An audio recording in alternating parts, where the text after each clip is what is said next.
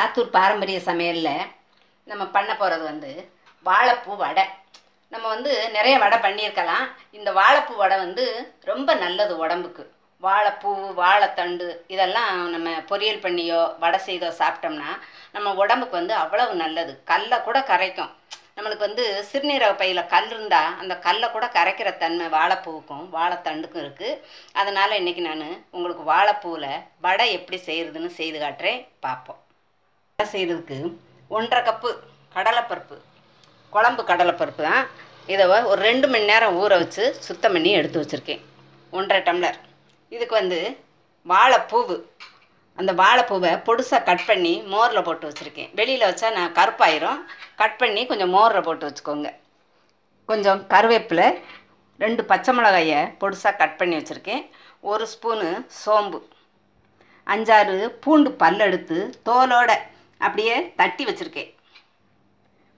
பல்லாரி வெங்காயம், ஒரு பெரிய வெங்காயம் எடுத்து பொடுசாக கட் பண்ணிக்கோங்க. சிறிதளவு கொத்தமல்லி இலை, கொத்தமல்லி இலை சிறிதளவு, தேவையான அளவு உப்பு, 2 ஸ்பூன் அரிசி மாவு. இந்த அரிசி மாவு வந்து எதுக்கு சேர்க்குறோம்னா நம்மளுக்கு வந்து வடை சாப்பிடும்போது நல்லா மொறுமொறுப்பாக இருக்கும்.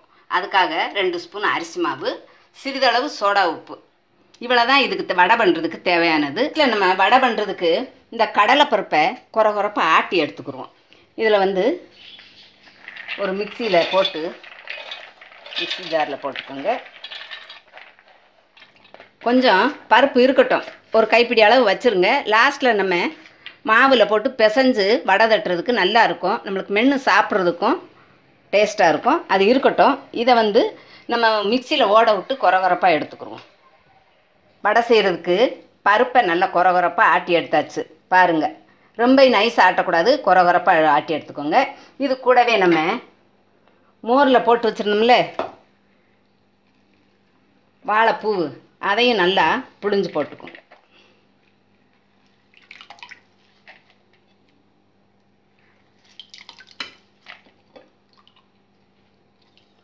வாழைப்பூ,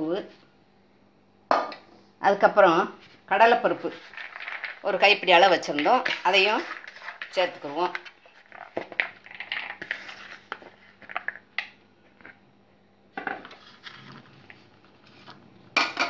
அதுக்கப்புறம் அரிசி மாவு 2 ஸ்பூனு, சோடா உப்பு சிறிதளவு போட்டுக்குருவோம். கருவேப்பிலை, சோம்பு, பச்சை மிளகாய்,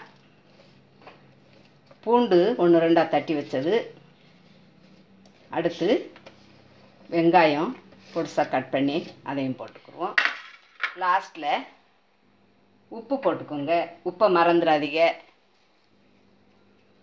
அடுத்து நம்ம மல்லி இலை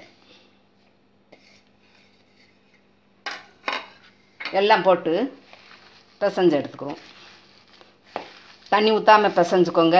வடை தட்டி தட்டி போடுறது தான், தண்ணி விடாதீங்க.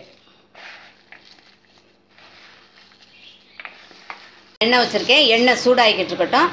நம்ம அதுக்குள்ளேயே இந்த மாவை உருண்டை பண்ணி வச்சுக்கிடுவோம். அப்போ தான் நம்ம எண்ணெய் காயவும் இதை தட்டி தட்டி போடுறதுக்கு நம்மளுக்கு ஈஸியாக இருக்கும். ஃபஸ்ட்டில் நம்ம இப்படி உருண்டை பண்ணி ஒரு தட்டில் எடுத்து வச்சுக்கிடுவோம்.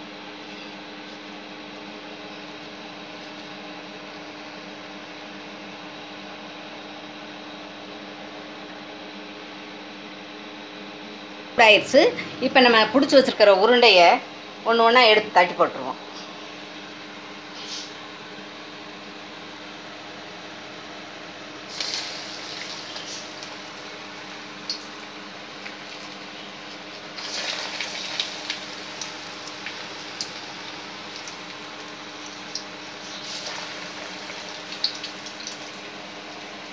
தட்டி தட்டி போட்டு எடுத்துருவோம். வேகட்டும், கொஞ்சம் நேரம் வேகட்டும். 2 பக்கம் திருப்பி விட்டு நல்லா வேக வச்சு எடுங்க. போட்ட வடையை திருப்பி விட்டு நல்லா வேக விடுங்க.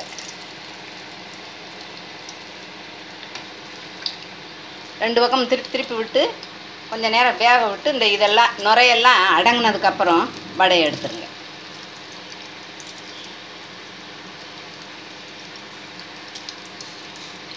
வடையை திருப்பி திருப்பி போட்டு நல்லா வேகணும். அடுப்பை வந்து நம்ம எப்போவுமே குறைஞ்ச தீயிலே வச்சுக்கோங்க. தீயை கூட்டி வச்சிடாதீங்க, உள்ளே இருக்கிறது நல்லா வேகாது. குறைஞ்ச தீயில் வச்சு கொஞ்சம் நேரம் வேக விடுங்க. கொஞ்சம் நேரம் வெந்தால் தான் உள்ளே இருக்கிறதெல்லாம் நல்லா வேகும், உள்ளே இருக்கிற மாவு. இல்லாட்டி உள்ளே வேகாது, மாவாக இருக்கும்.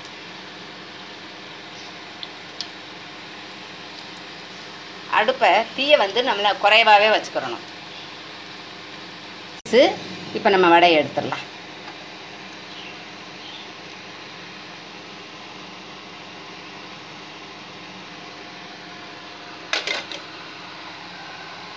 மீதி இருக்கிற மாவு எல்லாத்தையும் தட்டி தட்டி போட்டு எடுத்துருவோம்.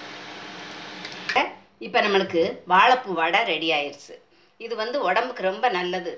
வாழைப்பூ ரொம்ப மருத்துவ குணம் நிறைந்தது. இது வந்து நம்ம அடிக்கடி வாழைப்பூவில் ஏதாவது செய்து சாப்பிட்டோம்னா, பொரியல் வடை இது மாதிரி செய்து சாப்பிட்டோம்னா நம்மளுக்கு ரொம்ப உடம்பு ஆரோக்கியமாக இருக்கும். இதே மாதிரி நீங்களும் வீட்டில் செய்து சாப்பிட்டு பார்த்துட்டு உங்கள் ஃபீட்பேக் எழுதுங்க. நன்றி.